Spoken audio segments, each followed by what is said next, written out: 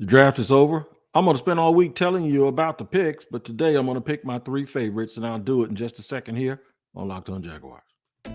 You are Locked On Jaguars, your daily Jacksonville Jaguars podcast, part of the Locked On Podcast Network, your team every day.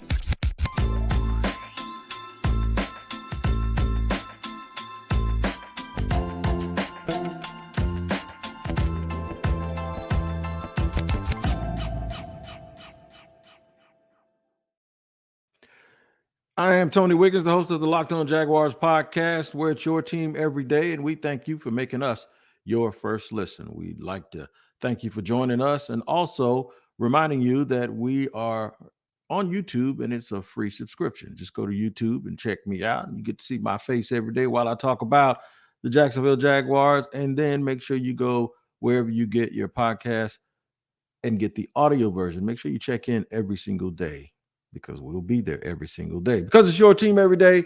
And we thank you for joining us here again on Locked On Jaguars. Going to go through some things this week. Look at all of the draft picks. Yeah, I'm going to take all week to look at all of these draft picks, since the Jaguars had 72,000 draft picks, right? 13 picks for the Jacksonville Jaguars. A lot of people a little bit disappointed, because I think they were disappointed early, because it wasn't your names on lists, right? So they take Brenton Strange in the second round, a tight end out of Penn State, and Darnell Washington sitting right there on the board. So a name you were very familiar with, someone that had been in a lot of mock drafts coming to Jacksonville. When they don't take him and they take someone else, fans initially get upset until they do a little bit of their research. And there's something I always warned everyone about. Don't get so caught up with names on lists. And we do it every single year. I say we. There's a mouse in my pocket. I'm talking about us. We do mock drafts for content. We discuss it. We get in depth to it. We try to do the absolute best we can. Some people accuse folks of having groupthink. I wouldn't go that far. It's just that I just wouldn't think that the average fan knows what an area scout knows, right? And so there was a couple of picks this week. I was actually talking to my buddy who used to be an area scout, who's now in Power 5, and he would text me, he's an area scout. So every time one of these picks would come up, he was just indicating to me this. He said, hey, these are the picks that I guarantee you somebody stood on the table for and said, no, you got to take them. You got to take them. So a part of this process is, excuse me, the GM chooses people that he believes in, that understands exactly who and what it is, have the makeup and the skill set of what this team is looking for, right? And it's also, the coach is also included in that. Of course, Antonio Johnson was almost a no-brainer. I think that had a lot to do with both the head coach, the GM, as well as the offensive line coach. With, look, what do we have in these? When you go out and do your scouting at pro days and combine, what do we have in these dudes? Pick your guy and be realistic and really do your research. They were extremely comfortable with that pick. We went through a lot of that Friday, so I won't necessarily sit and drag you through that again today. But they absolutely went through a lot of that Friday. We went through a lot of that Friday with Anton Harrison, as my phone was sitting here ringing off the hook. But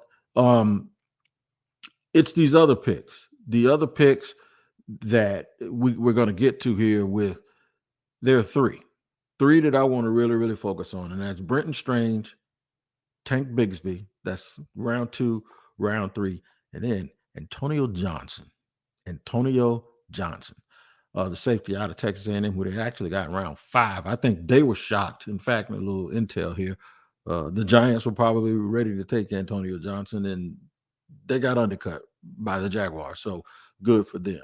I wonder, though, when Trent Baalke had previously said that they were focusing on 137 players, did everyone that they draft come from the 137, or did they have to venture outside of that a little bit and get someone who wasn't necessarily on the list, but someone who started to slip and fall a little bit? I think Antonio Johnson might be one of those guys, like, why is he falling, or what's going on with him?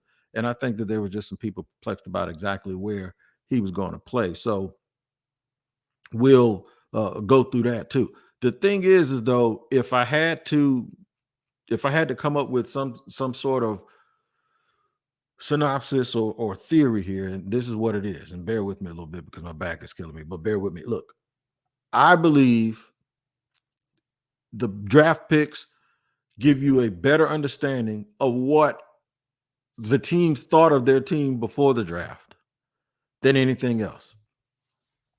We can speculate about who they like, who they don't. Everybody and their brother, including me, thought that because they had come out and said that they need more pass rush. But then I remember vividly with me saying this. I said, they got 3 first-round picks on their roster as edge rushers, guys that they like, guys that everyone likes. Nobody wants to get rid of them. But when you say that area needs more help, it doesn't mean they're going to go ahead and draft a pick. They could mean, and if somebody could correct me, I said this last week, it could mean that those guys just need to improve and get better, right? And Doug Peterson so much as said it after the draft. He said, Josh Allen, we expect Josh to take the next step. And he said, and we got Trayvon there, like they're happy with him, So this is the thing that sometimes we don't get because we're not in the film room. We're not privy to this information. What if guys are actually playing better than their numbers indicate, but for some other reasons that these coaches see on tape, the results aren't there? So we start thinking that, okay, it's this person, it's on them, it's their fault, it's their problem, all of these things. And it just turns out to not be the case. The Jaguars didn't draft anybody to play the edge first 2 days, right?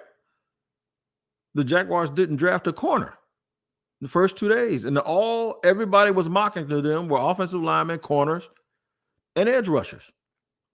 You would think that they were going to go bang, bang, bang. It is not the case. It is not the case. What did the picks tell me about how Doug Peterson feels about this team? This is my favorite part. I'm going to tell y'all this, and then it's going to hit you like a ton of bricks. You won't believe it, and I'll do it in just a second here on Locked On Jaguars. But first, I need to let you know about today's sponsor, and that is Built, as in Built Bar, as in Built Bar Puffs. If you're looking for a delicious snack but don't want all the sugar and calories, then you need the best tasting protein bar ever, Built. You got to try it. One, you ain't going to get your hands all messed up, all chalky, and feeling all waxy because it has the texture and taste of a candy bar, and the puffs have a texture and taste of a pastry. It's going to feel like you're not eating something that you're supposed to be eating if you're working out and trying to watch your figure. But to the contrary, it is. What makes Built Bar so good? Well, for starters, they are all covered in 100% real dark chocolate. That's right, real chocolate. Now, normally that's enough for 90% of the people. They don't want to hear anything else because they love dark chocolate. But check this out. Listen to these macros. Only 130 calories, 4 grams of sugar, and a whopping 17 grams of protein. And we have been telling you to go to Built.com, and you can still do that to order your Built Bars and your Puffs. But now you can actually go to your local Walmart or Sam's Club while you can still get your specialty flavors at Built.com. Go to the pharmacy section to get you a 4-bar box. If you're at Walmart and if you're in Sam's, 13. That's right, 13-bar box of our hit flavors, Brownie, Batter Puff, and Churro Puff. You can thank me later. Check out all that goodness at Built.com. All right. Running along here, segment 2, Locked On Jaguars. We thank our everydayers for joining us and making us their first listen. And if you're here for the first time today, make sure you tap back in tomorrow, because once you're here for the second time, that means you're almost an everyday, right? All right, so let me tell you what this told me. When I looked at the draft, maybe not the first pick, maybe not the second pick, but after the third pick, after you get from Antonio Johnson to Brenton Strange to Tank Bigsby. Now, we can talk all day about what led up to the Antonio Johnson pick. How much of a factor was it that they lost Jawan Taylor? How much was it that they got to start the year presumably without Cam Robinson if he doesn't win an appeal for a suspension for PEDs?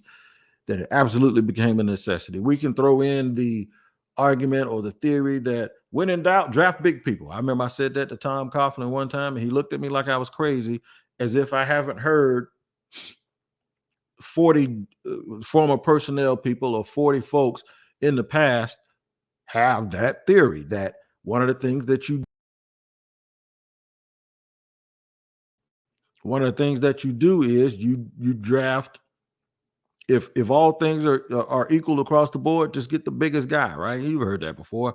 I remember I said it to Coughlin. He was like, well, big guys that play football better than little guys, something like that. Just this weekend, I heard somebody say it again. They said, you know what? If you think the draft isn't good, or you think the draft is, if all the players are equal, you got more big guys on your roster than anybody. And offensive and defensive line, you're gonna have 9 to 10 people on your 40 on your 53, right? 9 to 10 on your 53. It's almost like 18%. And if you add them together, say you got 19, let's just say you have 19 people that are either an offensive or defensive lineman, right? Out of 53. That's almost a third. It could be a third. I think 19 times 3 is 50. Yeah, it is. It's more than a third, because 19 times 3 is 57. So more than a third of your people are going to be those guys. So why not just keep taking swings at it, especially when you talk about, and it's the one thing that is very, very difficult to replace. You get guys that are injured and banged up. It's harder to replace and harder to find an offensive lineman walking on the street than it is to find like a running back or a wide receiver that can come in and give you a little bit of help. So teams do big guys just like they do quarterbacks, man. If they can get a hold of them, they're going to keep them. They're going to hold them. They're going to put them on their scout team. And the guys that can really play always have jobs. So you can put that into the equation. But there's something bigger I thought about. And what I thought about was this.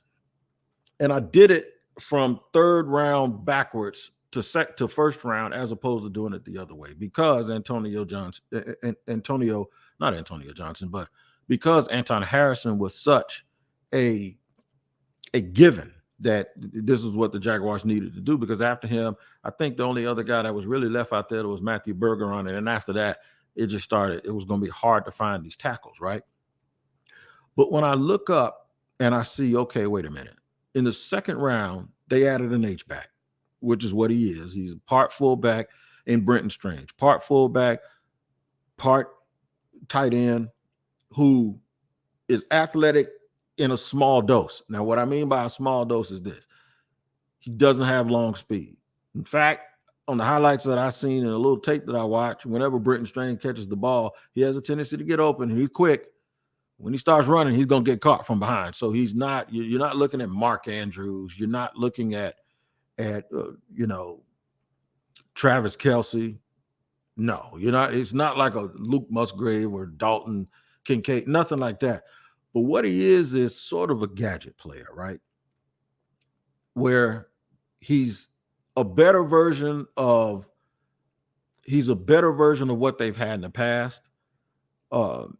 He's a better version of, he's not the type of player that if you bring him in, you go, okay, he's just a blocking tight end. No, he's a red zone problem, because you think that's what he does. And then you know what? He'll come running back by and they'll take an underhanded pitch.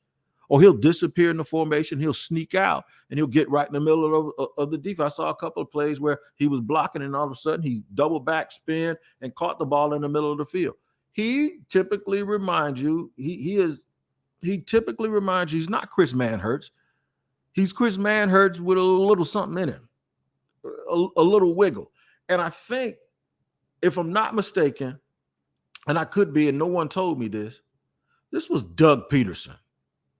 This was Doug Peterson saying, I need some of that because of this. And I guarantee you, at some point, they're not going to tell us the negative assessment of their team. You wouldn't go around talking about, you know what your kids' weaknesses are. You're just going to go advertise them to the whole world. No, you're going to try to fix it.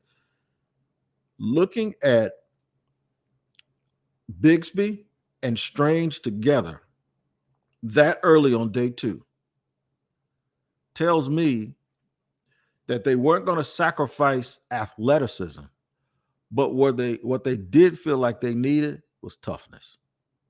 And I'm not saying that the people on the team aren't tough, all right? But what I am saying is this. They became harder to tackle with Tank Bigsby. They became, now with Bigsby and Strange together, they became a team that at certain points of the game, they're going to lean on you a little bit. But they didn't sacrifice the ability to make plays because Strange can catch. I saw him make a one-handed catch, and he can make you miss, and he's hard to bring down. And Tank Bigsby still gives you the straight line speed that you covered at the running back position, but now you become harder to. He's a real bona fide starting NFL running back to go with Travis Etienne. And what's one of the things that you've always heard about Etienne? Man, every time he gets hit, I wouldn't be surprised if all of his pads fly off because he's running so hard and that contact comes and it just looks like he's getting demolished every time he gets. Okay, so you got that part of it. And I think at some point the Jaguars looked at themselves in the mirror and realized we need some more hind parts. We need some more sandbags in our pocket.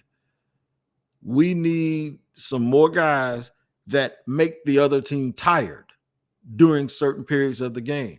We need to be able to at some point play this brand of power football that allows us to get an advantage from possessing the ball. Our goal line plays have to be more than tricks to Jamal Agnew and plays where we outflank people or misdirection.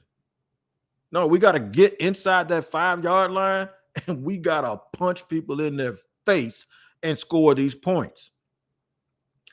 I look back at what I saw them pick, especially early, and it looks like a coach saying to Trent Baalke, we ain't tough enough. In critical points in the game, we're still dipsy doing, and we got our quarterback running, and we're doing direct snaps and fakes, and he's going this way, or we're throwing quick outs behind the line of scrimmage. At some point, Doug said, you know what? We can get by with that, and that works sometimes, but sometimes this is football. Sometimes you got to step to a person or step to a team. You got to punch them in their face. And I'll tell you what happened to Jacksonville in the game against Kansas City when Mahomes got hurt. When Mahomes got hurt, Andy Reid said, we got to run the ball. And they gave the ball to Pacheco, and he got him from out of the end zone, and he took him to midfield. And they kept running the football right in the middle of the defense. Think about Philly. When Jacksonville played Philly and things were going bad and it was raining. Early in the game, they turned around and they handed the ball off to Gainwell and Sanders, and those guys were chunking up yards right up the middle. Because in football, no matter how good your quarterback is, there comes a point in time where you got to actually decide to be a tough guy.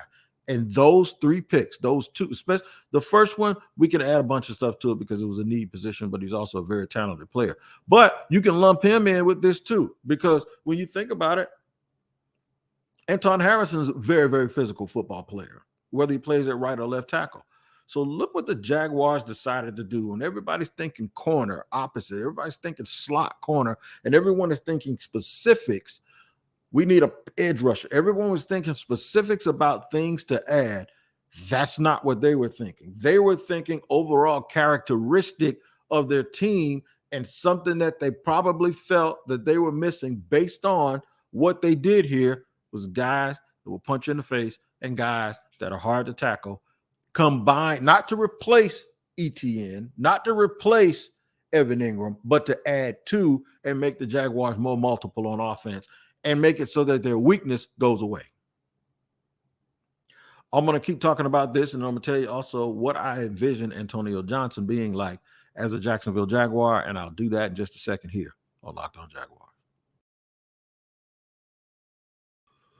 All right, third and final segment here on Locked On Jaguars. Remember, making us your first listen is the greatest thing on earth, and shout out to my everydayers. Your second listen should be what are you going to hear tomorrow? What you're going to hear tomorrow is I'm going to go through some of the other draft picks, and we're going to get to all of them. And we'll talk about how they're able to help the Jacksonville Jaguars. And then later in the week, I also promise I'm going to push this back. I said it was going to be Tuesday, but it's going to be Wednesday or Thursday-ish. We're going to really look at the secondary market in veteran free agency to see who. I made contact with somebody this weekend. Okay, I'll tell you. I hit Yannick Ngakoue up, right? And I forgot what he said. He said, Hey, my guy, what's going on? I said, are you coming back to Jacksonville? And this is what he said. He sounded like Kevin Garnett. He said, anything is possible with a smiley face. So we'll see. It will pull back a little bit and wait on that. But we're going to keep talking about these draft picks because it's their time right now. We discussed the physicality. We discussed this element that we probably didn't imagine. But when you look back at it, how many times did the Jaguars struggle in the red zone? Or even when they didn't struggle in the red zone, how did they eventually score? Misdirection, a great throw by Trevor, a scramble route, Jamal Agnew, or someone making somebody miss, a great catch, a catch and run where guys were blocking down the field, all great things, but things you necessarily that only take you so far you can't depend on. It's not that those things don't work. What it is this. If there's an element missing, everyone knows you always have to do stuff like that, right? So the Jaguars said, in my opinion, when you watch Tank Bigsby, what you get is a great 1-2 punch, a great 1-2 punch. And I don't use that word lightly, with Travis Etienne. Two starters. This is basically Tank Bigsby to me is Dameon Pierce with speed. He's a home run hitter. He runs strong. He runs powerful. Teams are going to get tired of tackling him. Those hits when you see guys come up and blow up Etienne, because what I think Etienne is doing, I think he's focusing on a touchdown. So when he gets stopped, he's not bracing for it. It's just like bang. It kind of looks like a cheetah that gets tripped and falls. The gazelle changes and he keeps. But I think that's cool and that still works because every now and then you still get that home run ability. And he's not soft. He runs hard. He runs right. I think Etienne is probably better running inside anyway than he is outside. But Bigsby will give you the same explosiveness, maybe not quite as much speed, but he's very hard to tackle. And there's a cumulative effect of dealing with guys like him and dealing with guys like Brenton Strange. Strange allows you to have the versatility and the physicality from the tight end position, but now you also have to worry about him catching the ball because he can catch it. And once he catches it, you got to bring him down, and that's hard to do. So whereas Chris Manhertz, he was out there to block. So this is where you get rid of those tails. Like Evan Ingram is out there to catch passes. Manhertz is out there to block. So we can kind of get an idea of what, when you have your personnel in the game, we get an idea exactly what you're trying to pull off. And if you don't pull it off, you're trying to just fool us. Well, now all of that poker stuff goes out of the window. When these guys are in the game, you don't know what they're going to do. Strange might go down the seam. He might hit the flat. And then you leave him one-on-one out there with a little guy that can't tackle him. But overall, the cumulative effect of having these players is that it brings a level of toughness and physicality, and it adds that element to this pot of gumbo we call the Jacksonville Jaguars. On defense, while they didn't do as much, we'll get into some guys. We'll get into Muhammad and all of this. We'll get into them later on in the week and how they could possibly help the Jaguars. But there's one guy that stuck out, and it's only because I have a personal connection to someone on the coaching staff at Texas A&M. And that's Antonio Johnson. I'm going to get rid of a myth about Antonio Johnson. Antonio Johnson is not going to be a slot corner guard and wide receivers in the National Football League. What Antonio Johnson is going to be is another piece that will allow them to play a certain way. You remember all those missed tackles when those running backs and those receivers were running across the formation? Remember the missed tackles with tight ends sometimes catching the ball, and you see that stuff stops now, especially when they go to a big nickel. He is a strong safety who you can put down in the box and he can blitz the corner. He can blitz off of that corner, off of that hot corner. Just think of Rayshawn Jenkins. Remember, Rayshawn Jenkins made the play that saved the season when he forced a fumble off Josh Dobbs, which later on was picked up by Josh Allen. He ran it back. He is another Rayshawn Jenkins. And remember, Rayshawn Jenkins, has like what? I think they extended him out a little bit. But when you lose, if you were to lose Rayshawn Jenkins for a day or a couple of plays or whatever, this is the kind of guy you plug in. He's tall, he's 6'3", he's 210, well built, a little bit of a long strider. But one thing he will stick his nose in. I'm not saying he's Cam Chancellor, but he will lay a pop on you, and he covers ground. He can run and chase with the best. Imagine this. When folks were saying Devin Lloyd needs to move to safety, well, this is what he is. This is Devin Lloyd at safety, but obviously he's 25 pounds lighter, but you get the point. a long, athletic guy who can run, who fits the profile of traits. He brings physicality. I think he can guard tight ends. And I think he helps that middle of the field where they struggle. Go back and watch the Colts game in Indy, not the one here, but the one they played in Indy. And how many passes were thrown 5, 6, 7 yards down the field, and guys kept running through the formation, or they were running across the formation, or guys looked like they were chasing the Jaguars guys in the back seven, looked like dogs chasing the mailman. Like, even if you catch them, you ain't going to be able to do nothing because it's a vehicle. K9, you know what I'm saying? So that's what I think Antonio Johnson adds. I think he just slipped and fell, and I think the Jaguars probably had other priorities prior to that, but then they were wondering, why is he still there? And they took him, and they're going to benefit from him because he is a quote-unquote traits guy. And remember, when just as soon as you think these dudes late, all they are is special teams guy, go back and look at Tyreek Woolen. He was picked at 153, and he's all world out there for Seattle. So when you start getting these long athletes that you can't imagine what their position is, football has become positionalist. Now, when you have a bunch of picks, you can take chances on players like this, and I think it's going to benefit the Jaguars, and he's going to shore up the tackling. So go back and look at what the Jaguar season was, and when we were all wondering what the coaches thought of their players, not what just we thought of the draft picks, but what did they think of their team? They're not going to tell you that. They're going to show you that with how they draft. And I think what they were missing, I think this team was missing some toughness and some situational physicality. And I think they believe they went a long ways in order to fix that this past weekend. Make sure you hang in. We are going to be reviewing this as well as taking a look at what the new identity for this team is, because it changes every time you add a piece or two. Make sure you hang in there with us, because we're going to do this and take this walk together. Until next time, you guys take care of us, take care of each other, and I'll see you on Locked On Jaguars.